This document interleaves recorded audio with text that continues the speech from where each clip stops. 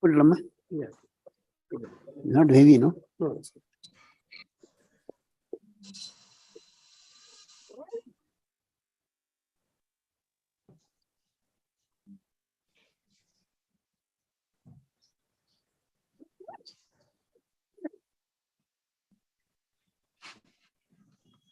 The other one? Yeah.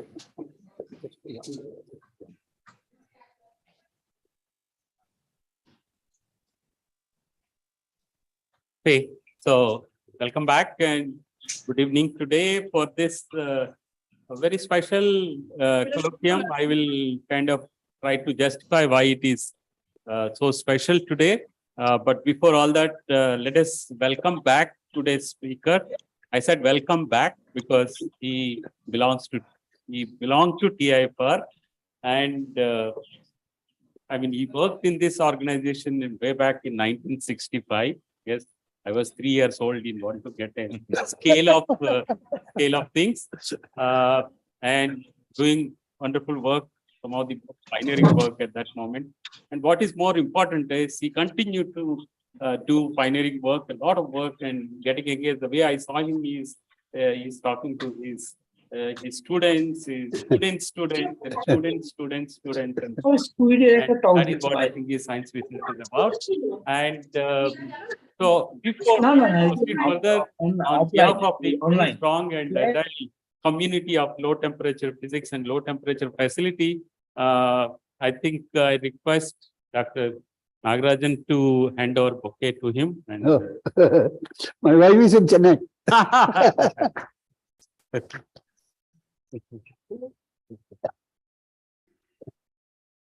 Good. Thank you. Thank you, my dear friend.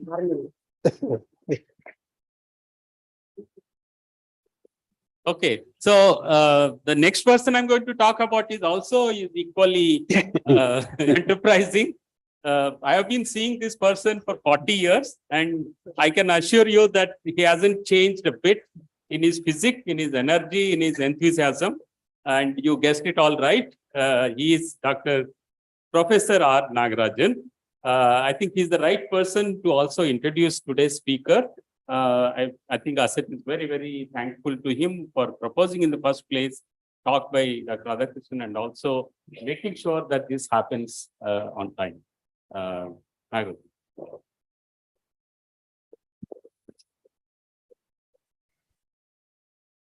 I do not know how many of you can recognize me. Of course, Mandar knows me. Wonderful. Thank you. I don't know what to say. Okay. I took the responsibility of introducing the speaker because I proposed the talk. That happened because many of you may be aware that sometime back, the TIFR Alumni Association organized a meeting called Landmark, celebrating 75 years of TIFR. I was asked to give a talk. When I was preparing for it, I realized that the monumental contribution of Professor Radhakrishnan with his development of low temperature and SQUID at low temperature, with his root in TIFR, the TIFR community should take note of it. And I was looking for an opportunity. I discovered this asset forum, there's an empty slot, and I requested Satyanarayana. He readily agreed and made this arrangement at a very short notice. Thank you, friend. Within a matter of 2 weeks, he arranged. So we are able to do that. Now, what should I say about Radhakrishnan? As he says, it's a long-term association. This thing starts around 1965. If I have to talk about all that I have in mind, it will take a lot of chunk of this time. Memories like working late in the night, debugging photon program, trying to solve the mysteries of electromechanical devices. Electronic didn't exist at that time. Then take 1115 Jeep, go to our hostel at OIC. I don't know whether the hostel still exists. The 1115 Jeep used to go because they used to go and check water tank at Kapparade. I don't know if they're still doing it. They are still doing it. Wonderful. I see. Anyway, but I have to restrict myself. That's why I typed it that I'm putting my boundaries. So Radhakrishnan from 8th batch of BRC training school, Baba was alive, it was then called Atomic Energy Establishment Trombay. We used to call it AET. I am from 7th batch. And I will be very brief his work at AFR. He achieved millikelvin temperature in those days with his boss and guide, Dr. Girish Chandra, about which he'll have a slide in his talk. We had the fortune of working with the great low-temperature physicist Kurt Mendelssohn, who happened to visit AFR at that time. FRS from Oxford University. He looked at superfluidity in helium, demonstrating to people. Yes, he will tell you about that, maybe, I don't know. And of course, he did contribute to physics at low temperature. For me, the most important, for some of the low temperature community, he also streamlined some part of liquid helium plant, and I became a beneficiary of it when I took over later on. He is a dynamic man, never allows grass to grow under his feet, as they say. When he found that IGCAR is, at that time it was called Reactor Research Center, a new center is developing, he said that's the best way to grow. So he jumped over 1973 and built up a group on material science, which was so successful and flourishing. I came across a newsletter which effectively says Dr. G. Venkatraman was one of the initiators of RRC, stating to the staff that if they want a role model, it is Dr. Radhakrishnan who would be a role model for them. So that is the level to which he achieved his eminence. Apart from SQUID, which about which he will talk today, he has significant contribution in making multifilamentary superconducting wires, a project which later on taken over by BRC, and then I think further developed into that magnet technology, which resulted in Indian superconducting magnets being installed at various particle accelerator centers. He also developed a pilot plan for recovering helium gas at from the monazite sand of Alvai. At that time, it might not have been important. We are talking at the tea time that helium gas is becoming more and more expensive and rare. Who knows, maybe they'll start again and call Radhakrishnan and revive that plant. Okay. Of course, he did continued his interest in basic science. He is sought heavily by many people. He has been a pillar for the cryogenic community, sits in various committees and forums. With his SQUID, the medical community also has joined in trying to get his expertise. He has numerous honors and awards, of which I want to mention only two. He got the first award of Professor Srinivasan Award for low temperature physics and technology. Professor Srinivasan was a Dean of Indian, of course, he's still there. Low temperature, not only low temperature physics, but physics as general. Whoever is student, they would know how wonderful teacher he is. The other important achievement is that the Indian Cryogenic Committee recognized his contributions and awarded him the Lifetime Achievement Award a few years ago. There have been quite a few works in the low temperature physics area, but when it comes to technology, it is Radhakrishnan's contribution to SQUID and its application what stands out. And I felt that they are the appropriate forum in which we could hear his contribution. Radhakrishnan, now you take over. Thank you. Enlighten the audience. Okay. Incidentally, I would expect the talk to be a little informal. While he will certainly project his technical things, he will also, I think, go a little outside here and there. Let's see. I don't want this, right?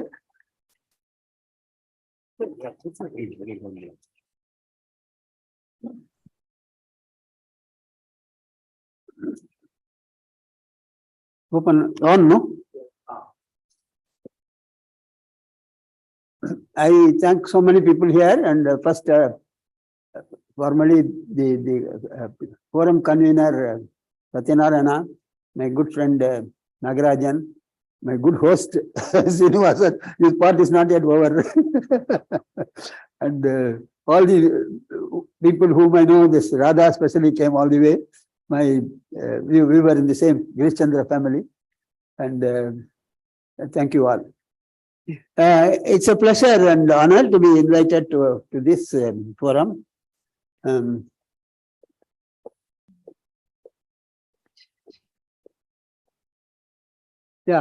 I've been specifically asked to talk about SQUIDs in greater detail and applications a little bit because they are all still emerging.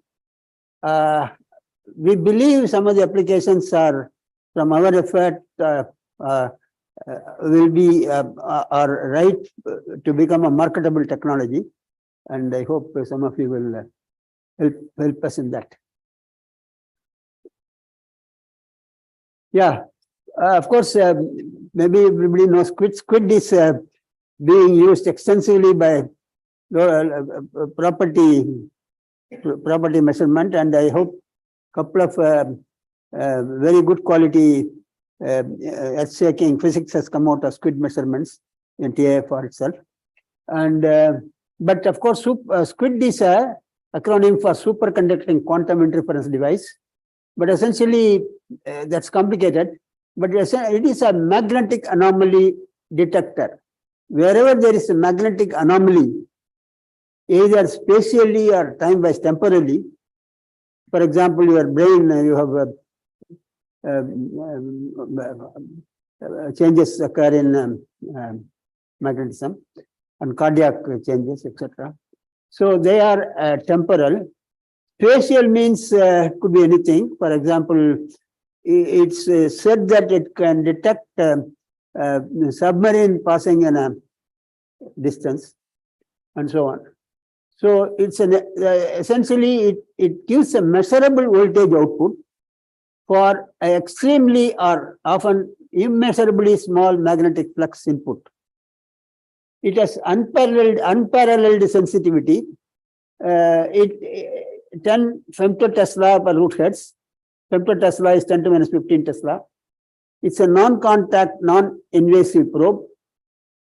It can detect signals from local origin. Suppose you have a big background and then you only want to detect an area, this thing is the signal. You can make use of gradiometers and reject the background noise. And it operates from DC to several kilohertz. So it can depth selectivity. For example, DC to 1 kilohertz, essentially all the biomagnetism, body magnetism, etc. is that kind of frequency. The other radio frequency detector, radio applications, etc., or geophysical prospecting, where you can get kilohertz measurement done, and you can get mineral or conductivity changes in soil for a quite a big depth. It's basic science, is of course application basic science, and in this audience it's not needed. So much of work has been done in SQUID magnetometers. It's biomagnetism, which is magnetocardiography, magnetoencephalography. Cardio, essentially like analogs of ECG and EEG. Geophysics exploration, non-destructive evaluation. In all these, there must be something superior to the conventional technique like EEG and ECG, otherwise people will not use them. It's an elaborate setup. For example, both electrical measurements are being done, whatever be the source of electric dipole or the thing, and that is measured on the body surface. With intervening conductivity changes like tissues and bones and so on. Many of them are not quite characterized. So what you measure through electrical measurements are rather poor, although it still works. Whereas magnetic signals do not suffer from such things. And we will come to that a little bit later when the appropriate section comes. Again, very small changes in heart, for example, noticeable signals that doctors worry about, they are not amenable to ECG without invasive things, diagnostics, whereas SQUID can detect them from outside. As I said, geophysics, it can look at the conductivity of the soil for quite a depth, and then essentially look at, I mean, essentially we won't know whether it's gold or uranium or anything like that. But essentially, if you know the terrain, and if you know there is that some depth, some conductivity change happens, one can do a better exploration there. Non-destructive evaluation, essentially used in many situations in engineering. It can also do a depth of materials. Often flaws in critical components are noticed only when a lot of damage has happened. Often they cite the example of a corrosion in aircraft fuselage, where under this thing corrosion certainly can become very detrimental, and such things it can detect. Okay, but only thing is what pros, what is the cons? Cons is it's a superconducting sensor. It works at low temperature. LTSC, the low temperature superconductor is 4 degree Kelvin. HTSC, there of course a number of areas they are struggling. Some laboratory signals come and then you go to press. But very stable applications have come so far in low temperature SQUIDs. And I want to say here, it's also niobium, aluminum oxide, niobium. And in the high current superconducting wires, it's a niobium titanium again. So I have fallen in love with niobium for over 4 decades now. Okay.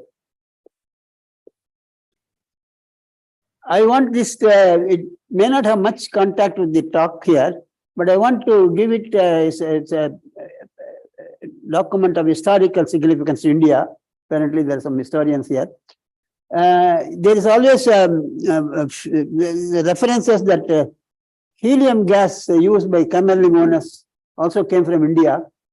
That is essentially from Travancore belt, Kerala. And I have seen it in TI for one book called Kisam, very thick book, and that has been archived now. I don't know whether it may still exist. If it is there, exists, you can. But otherwise, there seems to be no other presently visible record, accessible record that Indian helium gas came from when was used by Kamerling owners. So I wrote to the Professor Hishkam, who also was my thesis examiner, and I asked him whether I know I have heard this, but is it correct that helium gas was used by? So he wrote a reply and said that he has looked at all the records, and it came from Brazil and South America. As far as you know, Kisam mentioned that it came from Travancore, but he in his atlas he cannot find Travancore. So he almost says it's ruled out that it's not there. But Travancore has become Trivandrum or something. So it's two negatives have become positive. So it's I believe this document is very precious for me as historians go.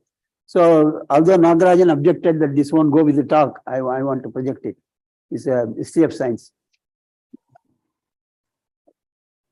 Okay. This is my obeisance to teacher, Professor Girish Chandra, and I landed up with low temperature lab, not just ordinary low temperature. Technical definition is 120 degree below is low temperature, but I landed at price catch of millikelvin and Girish Chandra's lab. And there also at the time, it was not just doing experiments in low temperature. We have to go to helium plant and operate and produce liquid helium, and then bring it to the lab, continue to work for 6 or 7 hours. So it's actually 8 o'clock a.m. to 12 o'clock midnight. The current day scientists or students are very lucky; they can take liquid helium whenever they want, and so on. And of course, TIFR in those days of 3-4 liters of liquid helium per hour grown into annual yield of something like 100,000, correct? 100,000 liters and so on. So that's a big growth. So we did the low temperature, very low temperature. In those days, only 4 or 5 groups in the world are doing millikelvin temperature, adiabatic demagnetization. And then we did a thermometry because not satisfactory thermometers are available at that time. So we did that was published, and it has been quoted in Journal of Low Temperature Physics in 1975 under the title "Recent Advances." No more recent now, but that time recent. thermometry below 300 Kelvin, millikelvin, and was also adopted by 1 or 2 millikelvin groups or temperature scale.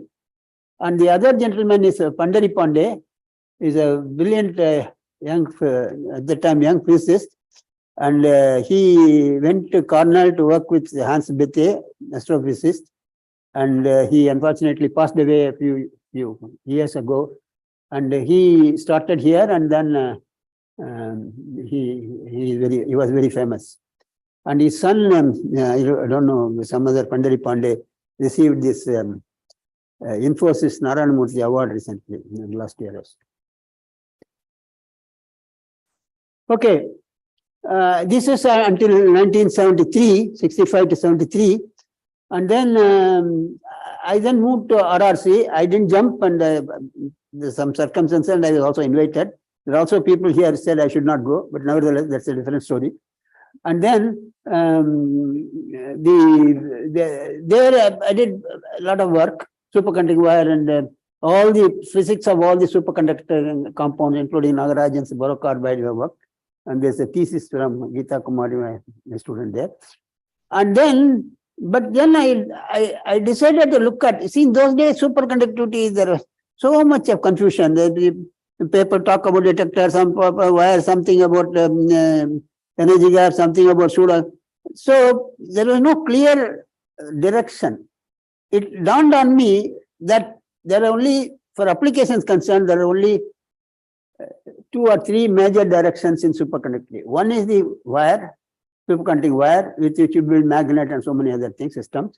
The other one is this thing that younger brother, who is Josephson junctions and SQUIDs, with which many systems have been generated. It took a long time for me to grasp this, because you only keep reading so many things, and not many review articles, I don't think, appeared then. And then I was sort of ready by looking at doing a thin film superconductivity, SQUID, Josephson, etc., but money didn't come. But then for everybody, the bonanza came with the discovery of high temperature superconductors.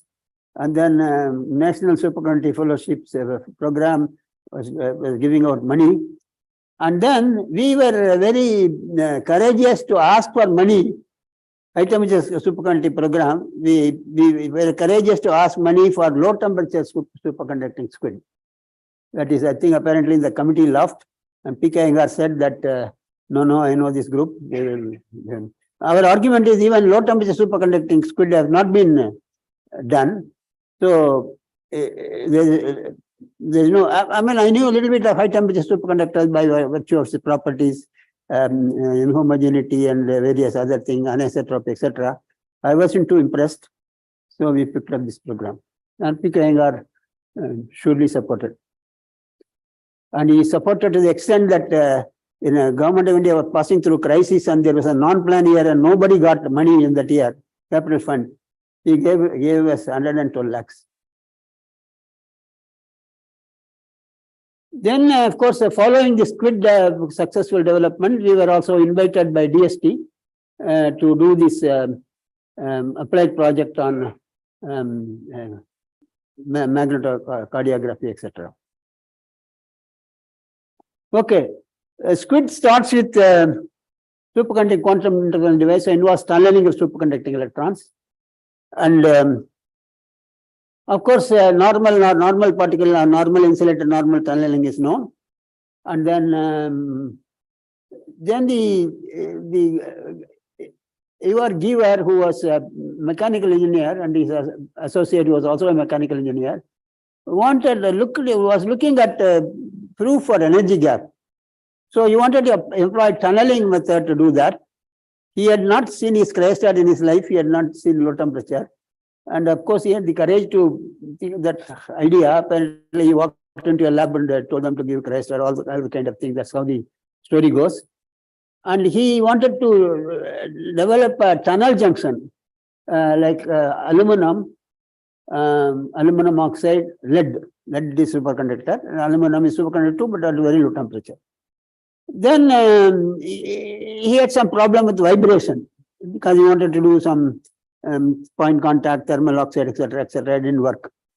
So he then hit upon the idea of using thin films. So he did that, and you can see the top curve. This is that because of noise, this IGCAR goes like this. This is a band gap of lead energy, and then this is at 7 degree Kelvin. No, this is beyond that. This is at 4 degree Kelvin, or I think 1.6 degree Kelvin, and this is beyond 7 Kelvin. There's a normal particle. So he in 1960 proposed this, and then he was very proud of the fact that he had no contact with all these kind of things, and then he still managed to find an important discovery. And 73 he was awarded Nobel Prize. Then the other thing is the Josephson thing, and Josephson was, of course, a graduate student. Many of all the graduate students have a chance of winning Nobel Prize. He thought of essentially, why can't if you work on superconducting insulator superconducting junction, can there be tunneling? And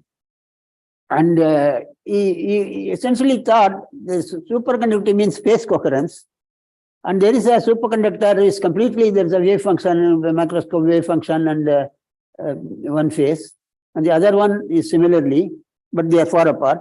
But they are, if they are brought closer together, will the phase coherence change, interfere? So sure enough, he worked out complicated mathematics and said that there will be very finite. The other people at that time said the single particle tunneling itself is difficult. How two particles will tunnel, etc. But apparently he said that it can happen, and sizable tunneling will observable tunneling can occur. And his boss Pippard didn't understand it. He was an experimental physicist, and then he said he didn't discourage him, but he said opposite lab in Cambridge there are good physicists are there. This Anderson, and so he sent them to them, and even though those people couldn't understand Josephson very well, but they tried to make some physics out of it, and they published. They encouraged Josephson to publish a paper only under his name, not as a joint paper. There's a lot of argument about it, but nevertheless, that's so in this case, if the tunnel barrier, insulating barrier is very thin, something like 20 angstroms, and the two superconductors, they need not all be the same superconductors, same material, and then you can have a tunneling barrier. So this is the famous NB film, oxidized NB film, and then NB. So the Josephson equation is like I is equal to I naught sine phase difference. And then delta phi by delta t is 2 by h cross, which is the there's a flux quantum involved there.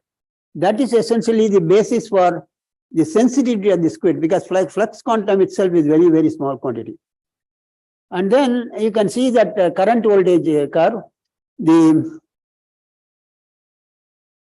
zero voltage pair current here. And then once the pair this critical current is exceeded, and then there is a normal conductance. And many people have seen this. People who have done this attempted tunneling in superconductor or insulating superconductor, many people have seen the zero voltage current, but they all thought it's some short and something like that. They missed it. So there is a lot of, if you see the history of the science, you will see a lot of misses because of certain prejudice, certain ignorance, certain not paying much attention, and then Nagarajan is an exception. Okay. That's Josephson. And I don't think he did anything very particularly significant after his discovery. He went into metaphysics and so on and so forth. Redshift in Mach-bar also is there. Huh? Redshift in Mach-bar. Second order Doppler shift. That also he brought. Okay, good. Okay. Yes, but that also very well.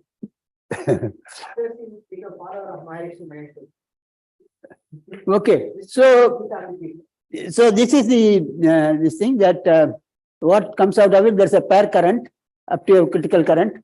And then there is also that there's a voltage developed is a function of the, as a flux quantum unit.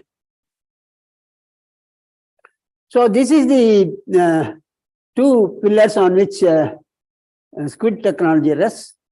One is that, of course, it's an enabling component for any major application or anything. One tiny thing may be an enabling component. Once you do that right, and then you can stack it or multiply it, number of things, etc. In this case, the enabling component is Josephson junction, the SQUID. Essentially, it's a niobium aluminum oxide niobium or any SiS superconductor. And as we said, it is a V is equal to 0 when I less than I0, that critical current. V is not 0 when I is greater than I0. And then you will see that the IV curve of this junction will be starting from 0. Then there is the energy gap here, and then zero voltage. And then at this delta energy gap, 2 delta in this case, it jumps to voltage thing. And reverse it, there's an hysteretic, it just jumps from there to 0 and then getting direction. But then for the devices, etc., you should not have hysteresis. That means hysteresis means you have 2 values for one voltage. So there are ways of shunting out and making it only a non-hysteretic junction. And there's all mathematics. I want to skip all that because I don't have time. Then the other thing is flux quantization. So when you have a superconducting ring and you apply a flux to it, and then because of single valuedness of a superconducting wave function, you can only have a total flux coupling to it should be an integral multiple of phi naught flux quantum. Supposing your magnetic field you apply such that it ended up with other than integer number of flux quantum, rest of it difference between that integer flux quantum and the other flux will circulate as a screening current in the loop. So that's why when you apply a total thing, external field you can have, but then phi due to screening current will be n phi naught, where this screening current is Lj. L is the inductance of the loop, J is the super current induced in the loop. Okay. These two things essentially mean that if you had a loop of a superconductor and also had contained Josephson junction, etc., you will immediately have a measurable magnetic flux or area concerned field of the order of at least 10 to the power of minus 11 flux quantum is that Tesla. And that, of course, with electronics, you can do a feedback and then measure a micro phi naught. That means something connected with 10 to minus 15 femtotesla per root hertz and so on. That is the sensitivity. Often you can use it in any situation. So whatever be the origin of the magnetic field, this SQUID works as a magnetic detector. Okay, so then how do you do it? What are the there are a lot of mathematics to it, but nevertheless, IV behavior of junction should be non-hysteretic. Essentially, when you shunt the junction with a resistor, it becomes zero voltage current will disappear, the linear voltage current will be. So, and then to keep noise energy low, ultimately you want to measure something out of some SQUID. If SQUID itself is noisy, then that will kill the sensitivity. So to keep noise energy low, one must have small area Josephson junctions, typically 3 micron by 3 micron junction, and low inductance SQUID loop, which is typically 200 pico. This all can be worked out. So hence you need microfabrication for SQUID application. So if you do microfabrication, automatically means you need clean room Otherwise, dust particles will lodge and so on and so forth. And in Kalpakkam, we set up class 1000 overall area, the laminar flow room, and a class 100 for lithography, where SQUID junction, etc., will get exposed. So, in the inner. So, as I said, my own interest started when much before we had all the facilities, much before we even knew that high temperature superconducting money will come. A lady, girl from local college came to me for a project. Her name, I think, is Sabita or something. So we did a giver tunneling with a bell jar. So we took a aluminum thing, and then that naturally gets oxidized, and on top of it, it coated lead. I think this is exactly what this man giver did, except that I was 20 years late. So, and you can see the nonlinearity of the giver tunneling as compared to the normal superconductor. And then as against that, you can see the IV curve of the superconductor thing. IV curve, Josephson junction. This is NbAl2O3Nb, which is very properly deposited, properly etched, properly junctions got exposed, all these things. And then you can see that the zero voltage current and this very straight. I think this parallelity of this to the x-axis is a measure of the quality of the junction. It is, I think it is called a VM parameter. It's IC versus RSG. RSG is how parallel it is to that. And I think the kind of numbers like 65, 70 was the optimum best that is used. And in almost in a single first shot, we were able to get this in. I have, I don't know, I think somewhere I read it's in some 3 years after India organized British high temperature superconducting conference in Delhi, and there was a British physicist who came there, and we were just setting it up, all the equipments, and then I asked him whether he can come and spend, because that he opened his talk with this kind of Josephson junction, and everybody was so impressed, and I was also impressed. But I asked him, can he help coming for a month or so organizing? He said, I must give him airfare, I must give his wife airfare, I must give his technician airfare. I said, this is difficult, you will never get it. So he said, okay, we got it.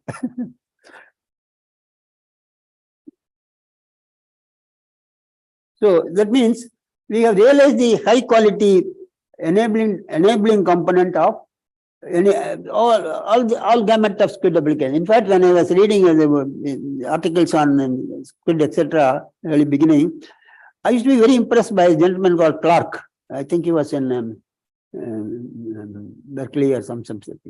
And he could do article everything under the sun. Destructive testing to this thing, to NMR detectors, to this thing. Essentially, all we had was SQUID technology. And so we were also happy that at least in 4 or 5 areas we have gone into fairly advanced. So essentially now we have to focus on how could we make clean Josephson junctions of this micron. So it means, I think, as I said, Josephson junction is niobium, in this case, niobium, aluminum oxide, niobium. So this is a tri-junction. While this is being manufactured, fabricated, it should not see air, etc. So you must so use your process that this is protected. Once this is protected outside and came as a wafer, and you can do anything. It's immune to many disturbances. So, for example, ultra high vacuum electron beam evaporation, 10⁻⁸ or so, because oxygen niobium is oxygen getter. If oxygen enters niobium, it will not be superconducting also.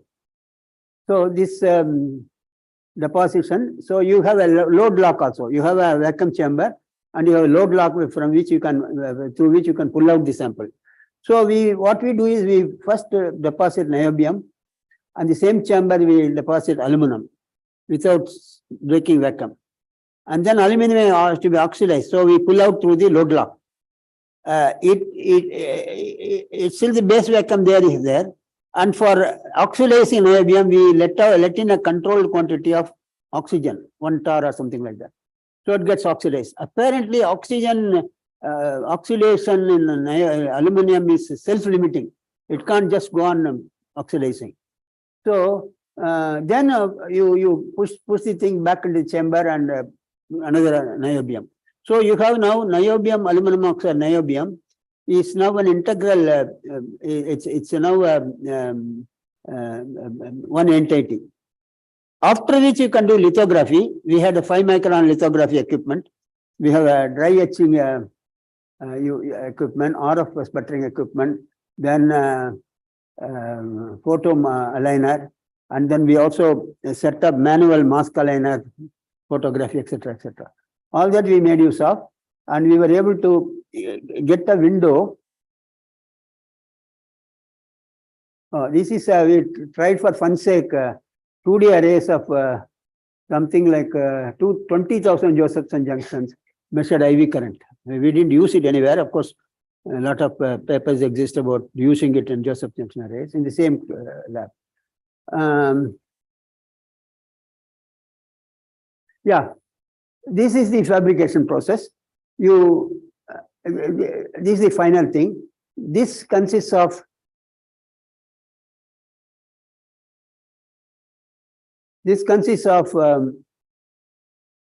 base layer of niobium, and then you opened out a window in the yellow sticks are 5 micron by 5 micron Josephson junction windows.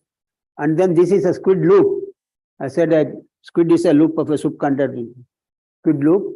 And on top of it is another important contribution by a scientist pair called Ketch and Jacob. Essentially what it is, see, this is such a tiny SQUID loop, essentially 200 picohenry, etc., etc. But if you want to measure sample, the flux, you have to have a flux transformer. At the sample end, you must have a fairly sizable loop. At this end, you must have this kind of small loop. Generally, it's not feasible. But then Ketch and Jacob thought of a beautiful idea. What they did was, this is a superconductor anyway.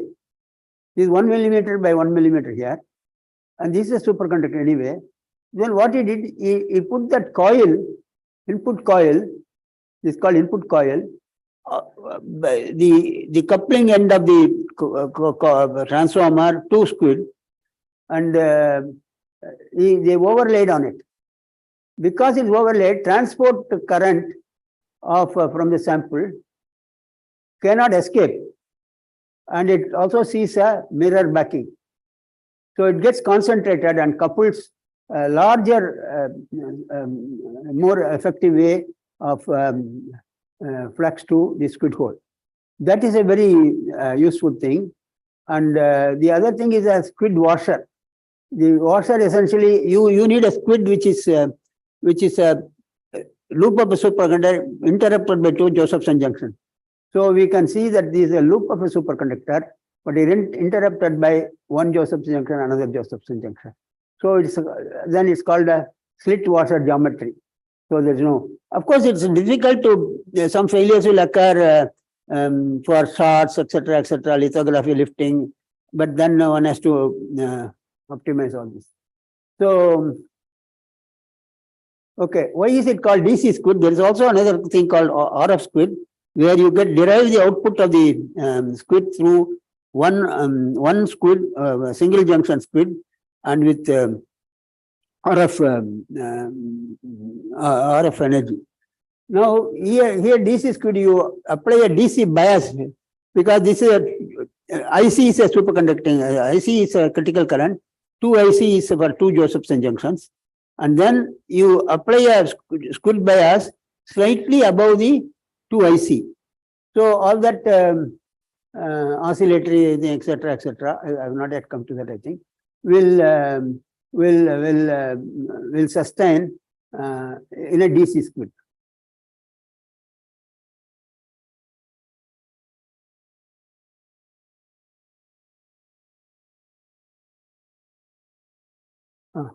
This is that, as I said, this maybe I don't know how I skipped it. This is one Josephson junction, two superconductor, and then this could is two Josephson junction in a loop. This is that slit washer geometry here, and then this could output for a voltage flux input is a periodic function, which is a flux quantum. And then you can apply biasing current, DC biasing current, etc. And then you can say this is called input coil, 5 micron width, SQUID washer, and 100 micron by 100 micron loop, 5 micron by 5 micron Josephson junction. This is optical micrograph of a 1 millimeter square device. Now, as I said, it's a flux quantum. So when you apply a magnetic flux to this SQUID, you will see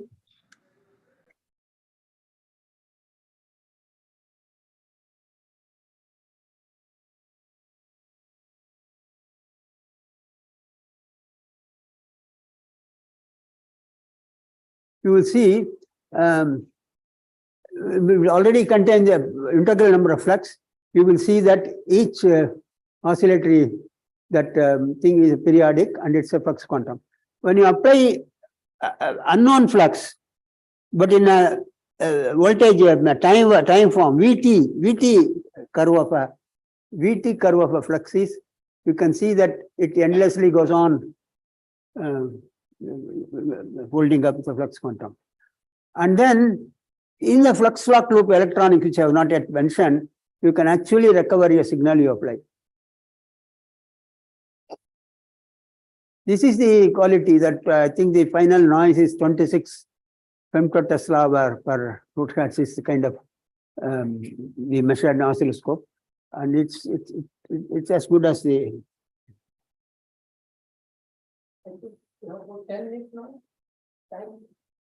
Okay, 10 minutes.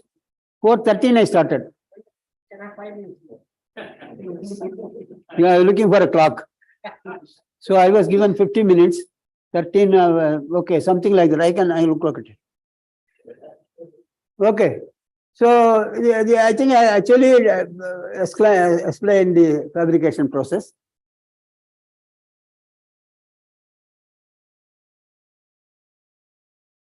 Then coupling scheme also I explained. Essentially, sample coupling, you must have a big loop, and that the SQUID loop side you must have a small loop, and that is solved by Ketchen-Jacob geometry. You can have a magnetometer coupling, you can have a gradiometer coupling, noise etc. By the way, it's Current Science volume 99, year 1999, a full big article here. Our article. Okay, this is the essentially we only said flux, periodic function of a flux quantum, and you are free to go on counting the number of flux quantum and say this is my magnetic field. But then you can also do a lot of electronics, straightforward feedback electronics with modulation coil, etc. When you do that, you can get something like 5 to 6 orders of magnitude better sensitivity. And SQUID is thus operates as a null detector in a closed feedback loop as shown in figure. This is this FLL electronics that we built, and then these 3 colleagues of mine, Seshadri Instrumentation Award they got. Jaipandian, Greason, and Nagendran. So it means the enabling technology of this SQUID is now complete, as far as we know. And this is a team. And our boss Venkatraman was so excited that he said that He is something out of the world, etc. So this is the first part. Second part, I say I have to be sketchy only because there are good experts in Kalpakkam who can talk in detail about it. There's a Sangutti who is interacting with the JIPMER doctors who are examining patients, etc. So biomagnetism, MCG, MEG I have not even touched, but this magnetoencephalograph, there are about 200 machines of MEG in the world. Each machine costs for 40 crores or so rupees. And our whole grant, our grant for us was only about something like 7-8 crores in Kalpakkam. Okay. And biomagnetism, heart is a bigger signal. So non-destructive testing, as I said, discontinuities, cracks, etc., permeability differences. So this is all the magnetic field listed. Earth's field is 38 micro-Tesla. Here I have said how noise is important. If a car is pulling out of the laboratory's vicinity, 50-meter distance, you get 5 nano-Tesla noise. If you have a screwdriver falling or whatever it is this thing, room temperature electrons itself can cause noise. Then ultimate SQUID sensitivity is here, 10⁻15 Tesla, femtotesla. And all these brain signals are sub-pico-Tesla. Cardiac signals is up to 50 to 100 pico-Tesla.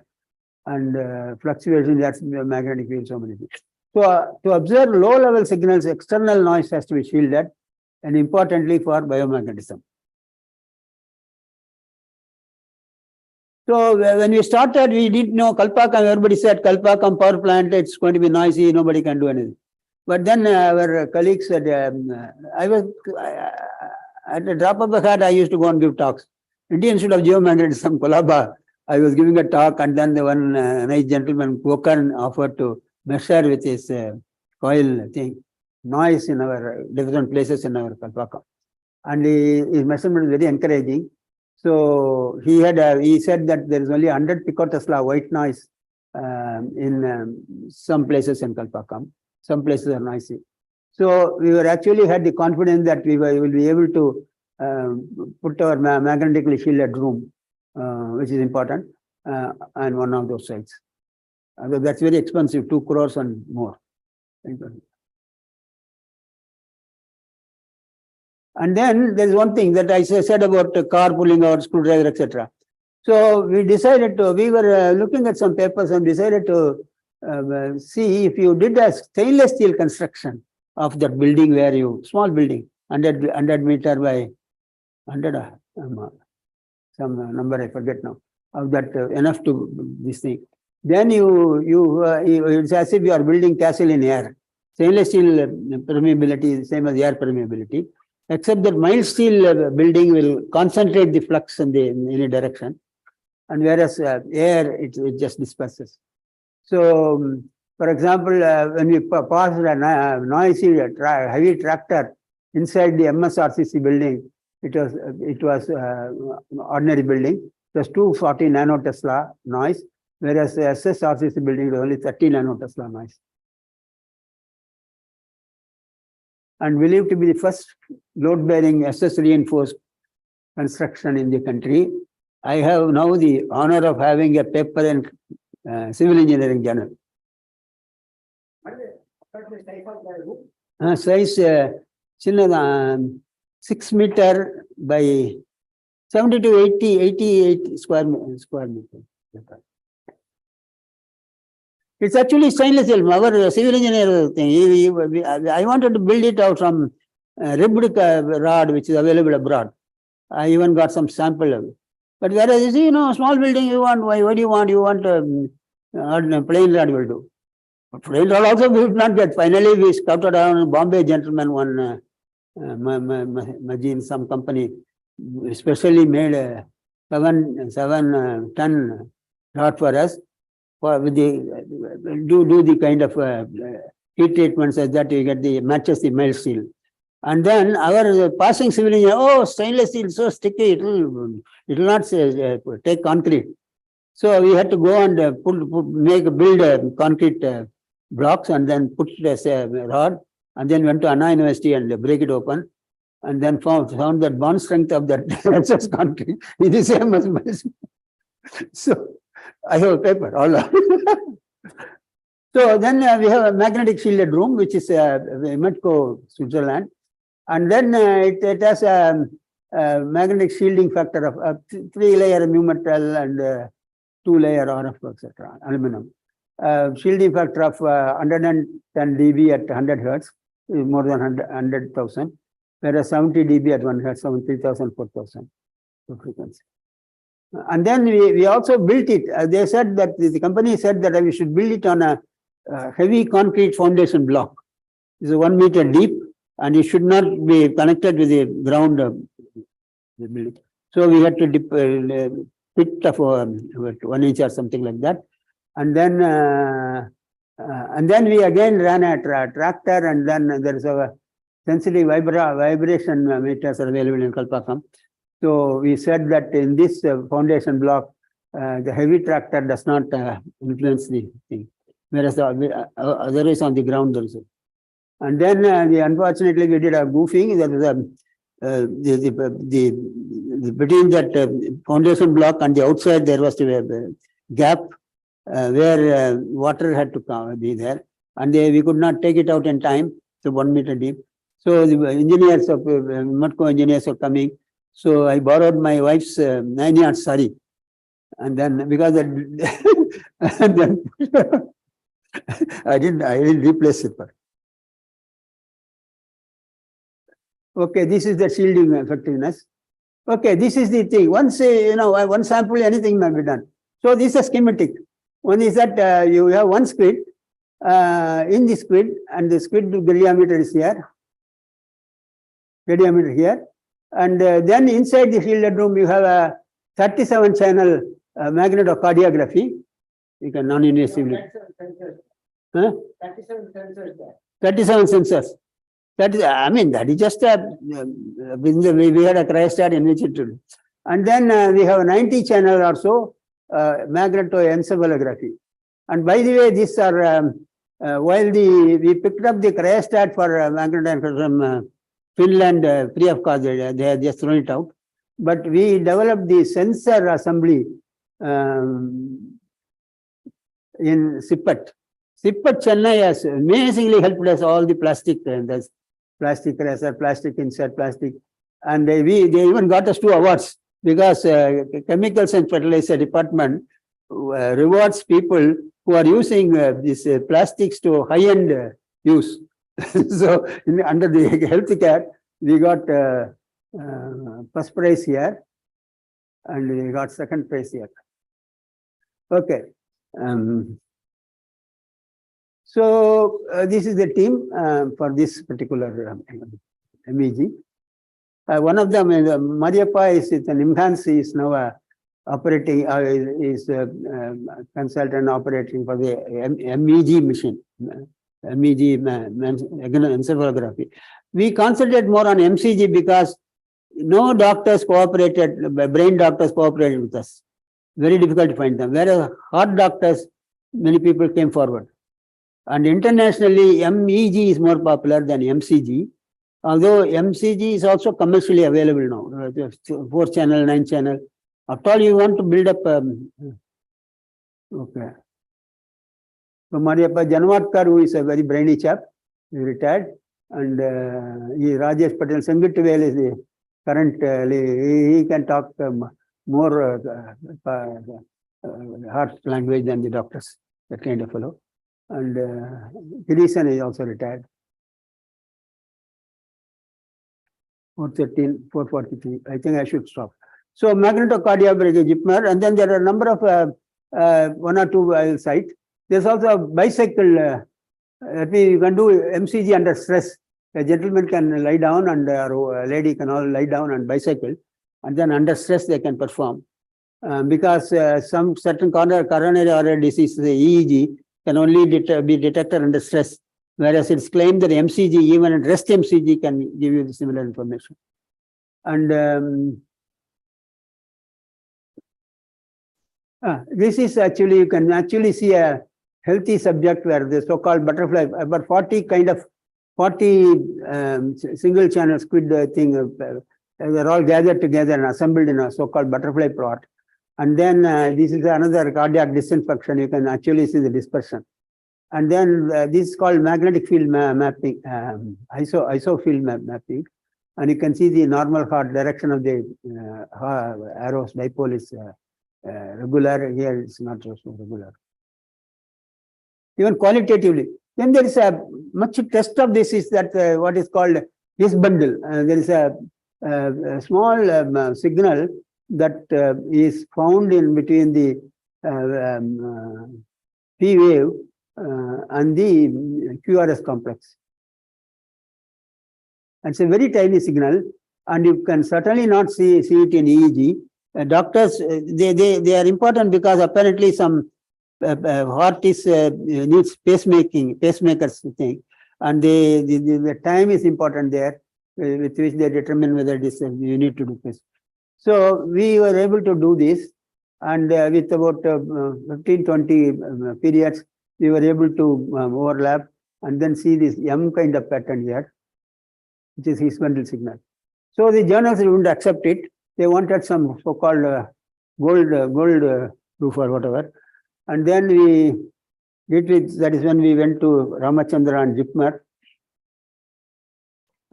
You can see that the invasive JIPMER studies on 15 patients, and invasive, non-invasive IGCAR thing, the timing matched, I think, the sensitivity of that order, 90%, 90%. It's a blindfold study. They don't know what we are doing on there.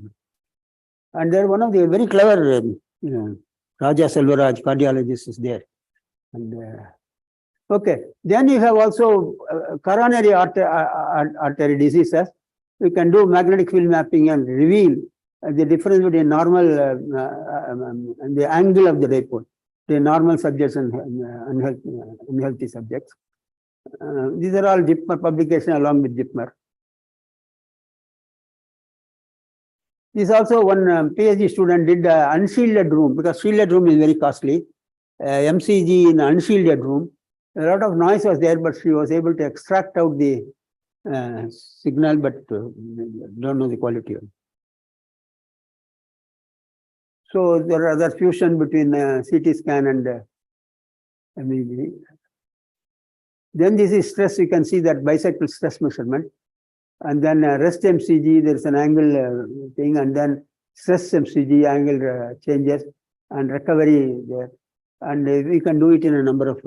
It's a fast measurement actually. The equipment is costly, and so many doctors want this, but their hospitals don't. They are not.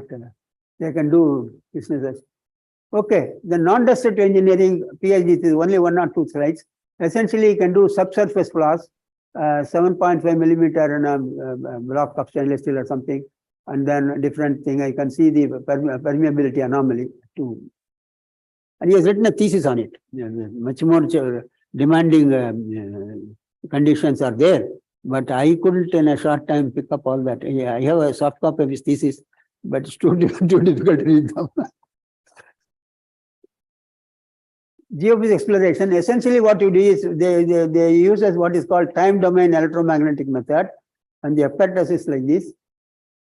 Essentially, he has to have a transmitter loop of 400 meter by 400 meter, and then a central receiver. It could be an induction coil, flux gate, or a SQUID.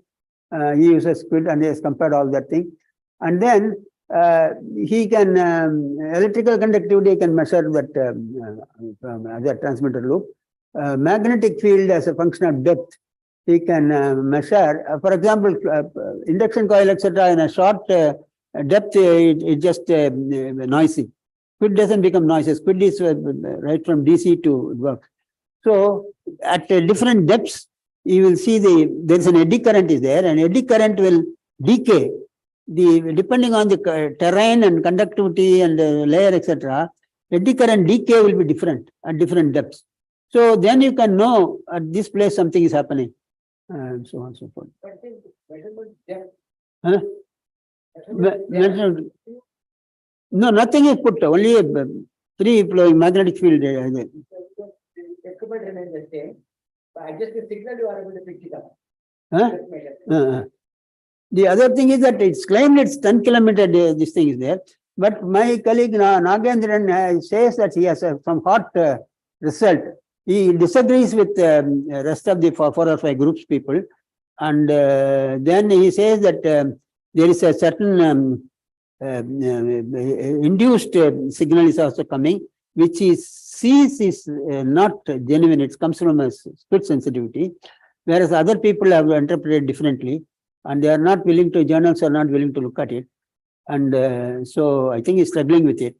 But he's very firm that he has got a good, if that is correct, his SQUID depth is, selectivity may even go to much farther than the what is 1 kilometer.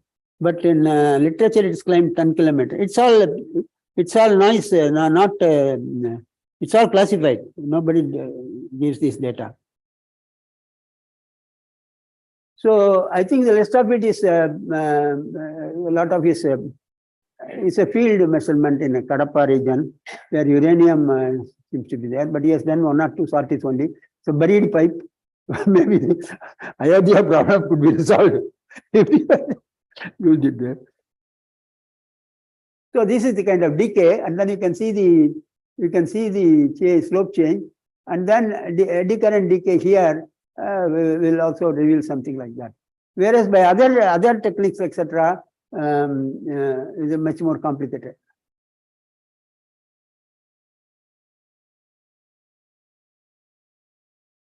Well, that's SQUID actually.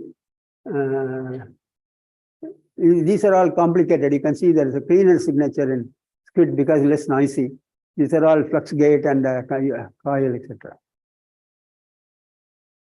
Okay, I think about the Nagendran and Sengituel and different areas, we can show a lot more, throw a lot more light on it. But I believe they are very, very important things. And we are approaching Clark because he used to talk about every phenomenon. We have also been talking about 4 phenomena. You have not talked about the cost involved in the project. Cost involved in what? Whole project. As a DST gave us at that time 7 or 8 crores for the whole thing. MEG only building. We decided that MEG, the no takers, meanwhile 2 AIMS and Nimhans bought MEG for 40 crores. We were the advisors. We went and located what Gokarnan did for us, we did for them. And then nobody, these are all 24-hour machine. If you want data, there's nobody to, so much data can be analyzed. So we pitched on cardiology. And for the DSC didn't give money. So we smuggled some money from the other project. But we are happy. So sorry, I exceeded you.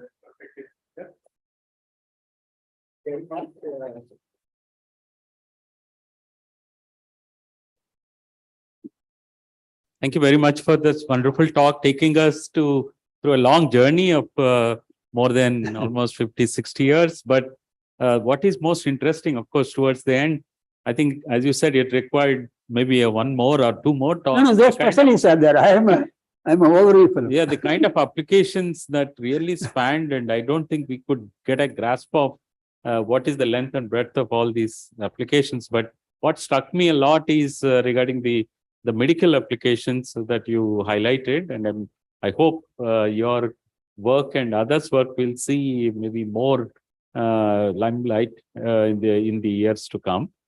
With that, I think we'll be happy to take some questions, both from the physical audience here, and also let me also announce that if anyone from Zoom or YouTube, Zoom audience can actually just unmute yourself and ask question.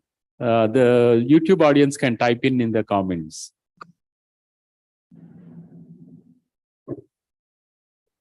Yeah, meanwhile, any questions from the audience here?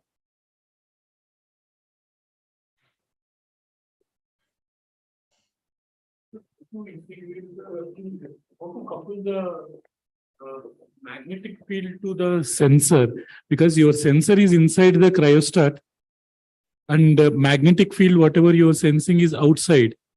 So how to couple this magnetic field outside to the sensor inside the cryostat? That's actually a slightly big problem in the case of MEG, because MEG, what happens is what you measure is the 90 channel across, and each one picks up a magnetic field, and so you get a sum total of magnetic field distribution at the SQUID plane. Whereas the patient is below, at least 1 foot below, or something like that, or less. And then that has to be, that's called inverse problem. You make a forward problem of measuring, and then you have to infer what kind of distribution of sources and what strength will give you that measurable field outside. That is called the inverse problem. It's famous, occurs in many branches of physics. And but a lot of computational solutions are there, many mathematical models are there. And that sense, MEG is more complicated, but a lot of work is being done, epilepsy and so on. The heart is a little easier. That also has a problem, but that doesn't involve the a lot of conductivities of tissues and other things, electrical tissues and other things of the heart. The heart is easier. Both can be a lot of mathematical. The heart we could do because the algorithms are simpler to develop. In fact, all the commercial fellows make use of a lot of Indians to generate this kind of software to be able to. And they don't know, they don't want to go through. They essentially make an MEG thing and press a button, and then the software will come and then show you this place is something is there. But that's a lot of industry. There's a lot of money, both for researchers to go and solve the data, or even to develop software. Really inspiring talks, sir. Actually, Oh, I can you. correlate this. Actually, even that time you made the Josephson junctions fabricated long back, maybe in that time. Even today, also people struggle to make the Josephson junctions because it's No, really many facilities you have to set up, and then of course it's not carefully done. That's all. Nothing very big.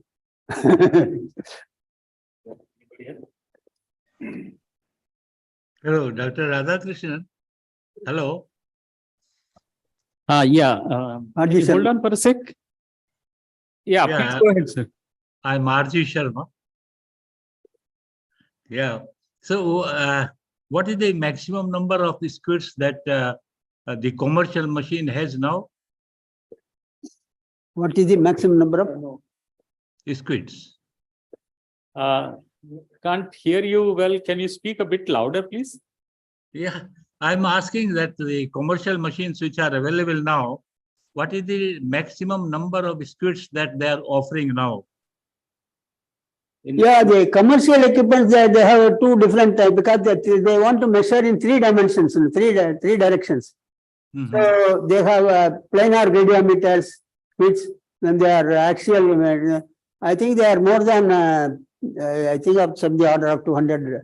Oh, you want to show how many SQUIDs are there in one? Yeah, to map the entire brain. I thought once it was 600 or so, or 400, some such figure is there. Can you confirm? It's for mapping the entire brain. No, actually, it depends. It depends on the power of mathematics. Some small spatial resolution error will come. But 90 and 100 are decent enough. Okay. I tell you, there is a lot of rigorous analysis there.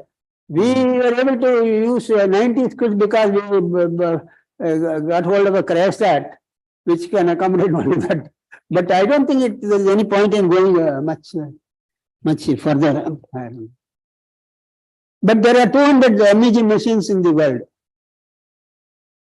Yes, thank you. I for example, like to work with cleaner system, noise rejection from hardware, and then look at it, the signal from that. Then whereas the commercial fellows, in order to cut costs, they get a very noisy signal, and then do a lot of software. and then extract out the thing. I don't know. And who is looking after this program at IGCAR? Who? Who is looking after the program? Care? Sangeet is doing heart. We have practically given up the brain. Because there are two brain. Because we are not brainy. There are two powerful machines available, one in Bangalore, Nimhans, and one in AIMS, NPRC AIMS. I don't think beyond that, and doctors are not subtly cooperating. Whereas this JIPMER are sending patients from accompanied by an intern, and so many sorties they have done. They are also proposing a number of projects. And one Manipur doctor said that if you are doing MCG screening, you can probably avoid angio for 50% of the patients. But I think MEG did not pick up well in hospitals. It's not a popular machine. Because the first MEG was built by Lunasma in 1982. And it picked up well in the initial years. But I think, as you said, the doctors are not very keen to use it, or maybe it is more expensive and then it needs helium filling and so on. Today, Finland sells a lot of them, and they have bought out a lot of other companies. Yeah, good anyway. Canadian sens are best. Okay. Anyway, it is a good work, and I had the privilege of visiting your place a couple of times during this program. So I feel very happy about this work done at IGCAR. Thank you. Thank you. Thank you. Yeah, I think you had a question. Sir, you can sit. No, I can. I have to face the audience. Yeah, please go. Sir, why are we using niobium as for superconducting for the superconducting Josephson junctions, whereas we can use some other high temperature superconductors like YBCU? See, that works. In principle, any superconducting work. For example, IBM was the discoverer of SQUID, etc. at that time. They wanted to massively do a lot of applications. They chose lead instead of niobium. Lead is software, you don't have to spend a lot of equipment, etc. But then they are not, the material is not stable. Even that. An item is superconductor, thing 1, 2, 3, you don't know whether it is 1, 2, 3 or 1, 2, 3.5. And then oxides will come, then you don't have coherence length. So many problems. Then there's this thing, it's not isotropically conducting, anisotropy. Perhaps lifetime stability. Current density is also. There is a item. The temperature is higher means there is a KT factor is higher. So that's one advantage. So the pairing current has to be the tunnel and the current, and that has to be you can work out that that's 1 order of magnitude better for you, but there is not stable. No, oxygen stoichiometry is the biggest problem in most of the HTS.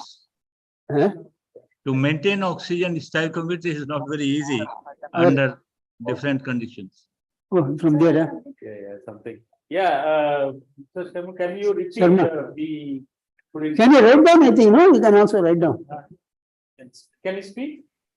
Yeah, I think I can. I say ITC materials have not been used even in making multifilamentary wires. 2G tapes are the most successful superconductor.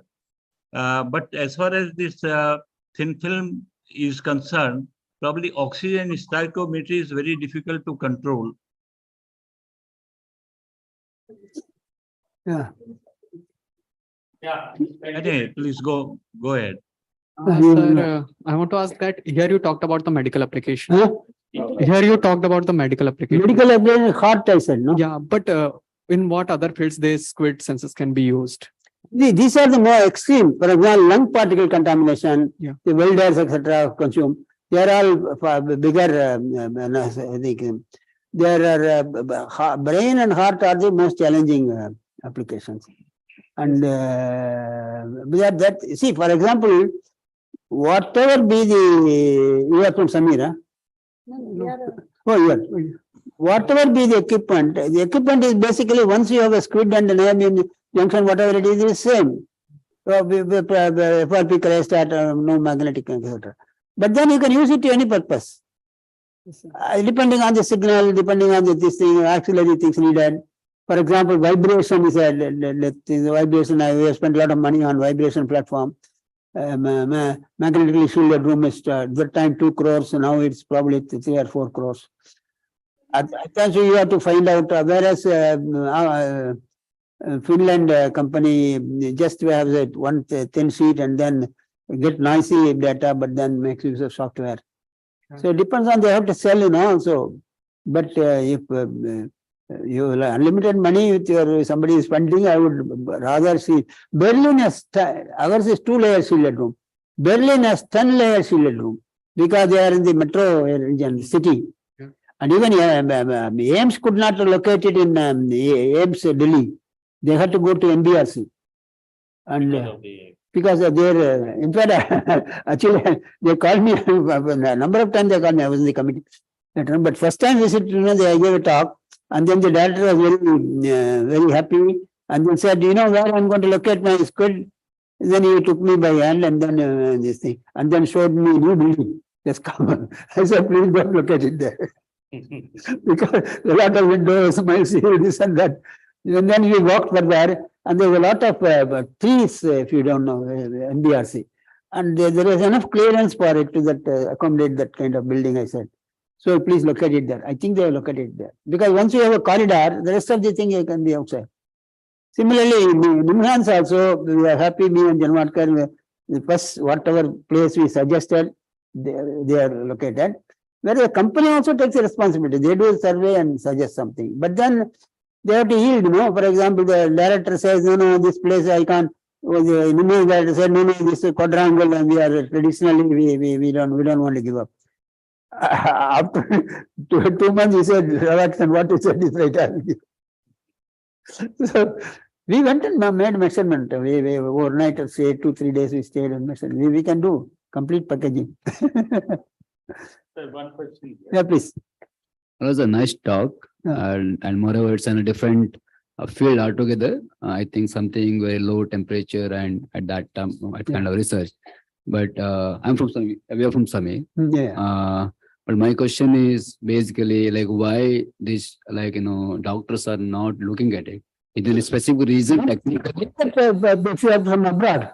Okay. Doctors want to look at Indian perspective. If I ask from the Indian perspective, what that is stopping them? No, that's something should do marketable product which is equivalent to what is it. The magnetoencephalography is not rejected by the doctor community. Okay. They are thing, but they want a push button thing, and then suddenly the epilepsy should come on the screen. They are not willing to sweat with. Okay. So, one more question is there only the typically like in this application or research which is done only on the brain and the heart?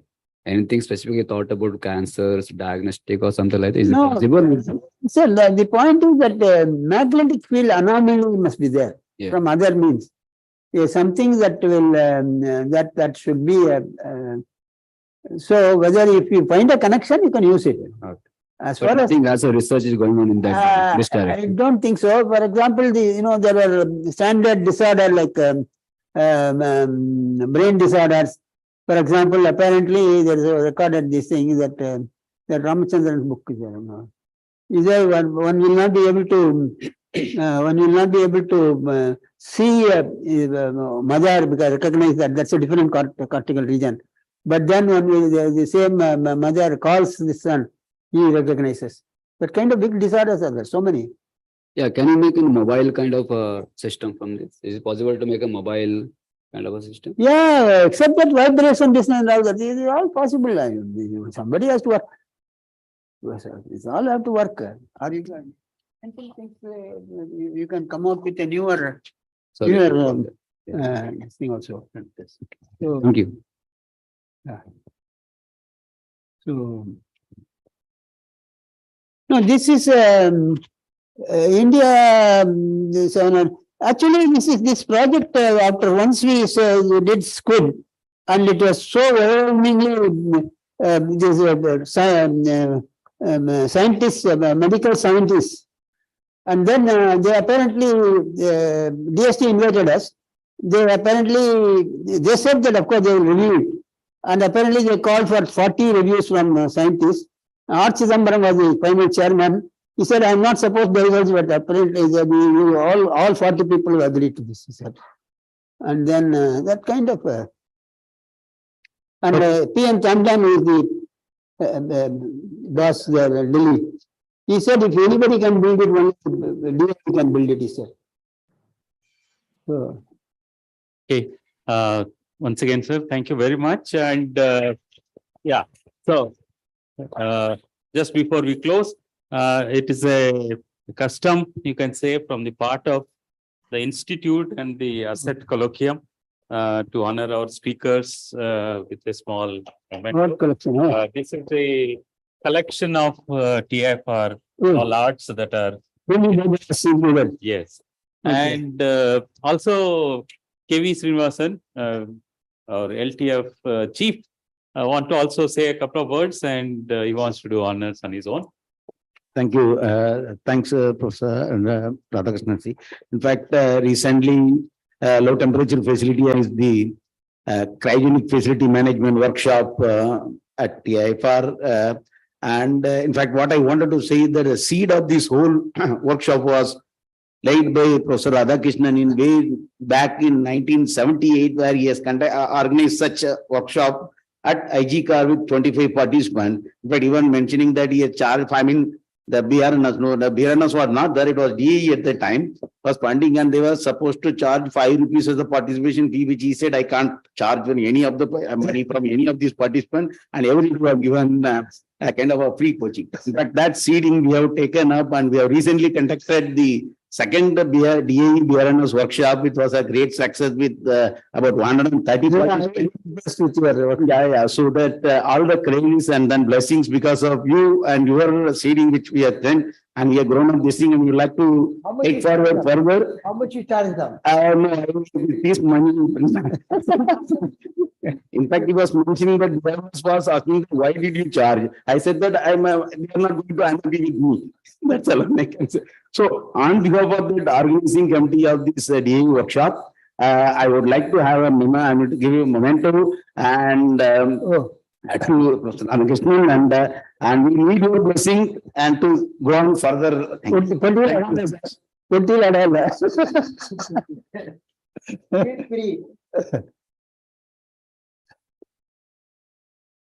Thank you.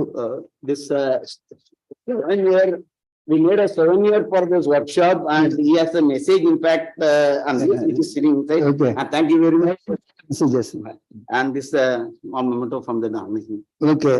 you can such a nice packing, you can say what it is, so I don't know to. Nothing but, we want to have a maybe magnetic shielded water bottle. Copper water bottle is there. Okay, Thank you very much, very sir. good. But by the way, we all know history of science.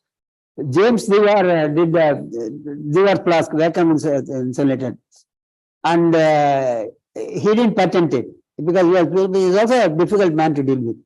But he got his Dewar flask made from Germany, German glassblower.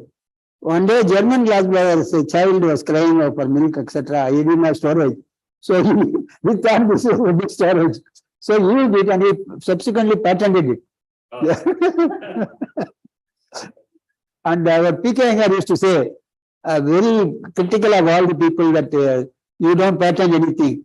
And the only people they think that India has patented is Coimbatore idli grinder. That's what he will say. So actually, PK Iyengar very sharp, critical.